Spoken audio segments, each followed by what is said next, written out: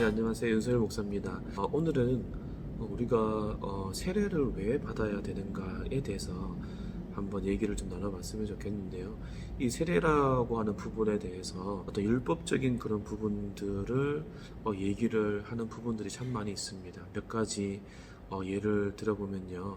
먼저 첫 번째로 하나님께서 우리에게 지키라고 하신 예식의 한 부분이기 때문에 꼭 지켜야 된다라고 말을 할 수도 있습니다. 마태복음 28장 19절 말씀에 보면 그러므로 너희는 가서 모든 민족을 제자로 삼아 아버지와 아들과 성령의 이름으로 세례를 베풀고 라고 하는 부분에서 세례를 우리가 받아야 된다라고 말을 할 수가 있습니다.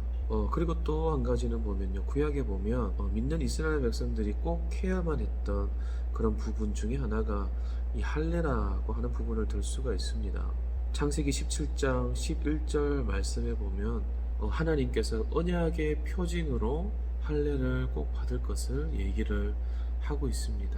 근데 이 구약의 이 할례가 신약으로 넘어오면서 골로새서 2장 11절에서 12절까지 말씀을 보시면 이렇게 표현을 하고 있습니다. 또 그 안에서 너희가 손으로 하지 아니한 할례를 받았으니 곧 육의 몸을 벗은 것이요 그리스도의 할례니라. 너희가 세례로 그리스도와 함께 장사되고 라고 말씀을 하시면서 이 구약의 할례가 신약의 어떤 세례로 대체되는 것을 말씀을 하고 있습니다.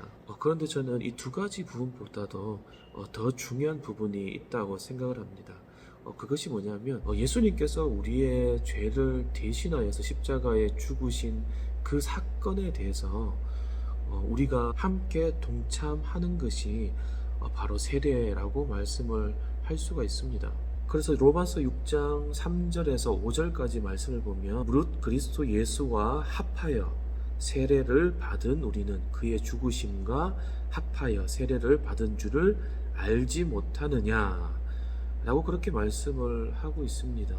그래서 예수께서 십자가에 죽으신 그 사건에 우리가 동참할 수 있는 그 방법이 이 세례라고 이렇게 말을 할 수가 있는 겁니다.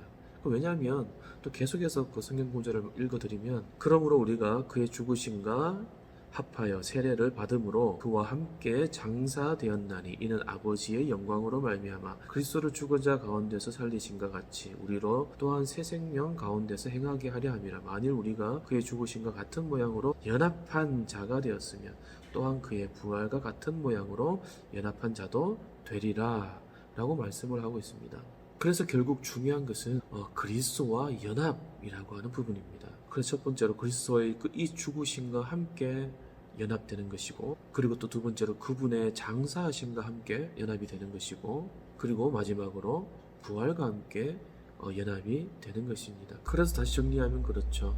우리가 세례를 받음으로 그리스도께서 십자가의 그 죽으신 그 사건에 우리도 함께 연합하여서 나아갈 수 있다 라고 말씀을 할 수가 있습니다. 그리스도와 연합될 수 있는 것은 세례로서 가능한 것입니다.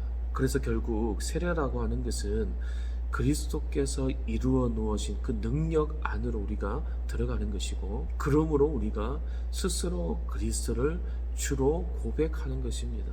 네, 그래서 우리가 세례를 받게 되면 성령께서 우리 가운데 내주하시게 되고, 그러므로 우리가 그리스도와 함께 되는 그런 삶을 살아갈 수가 있게 되는 것입니다.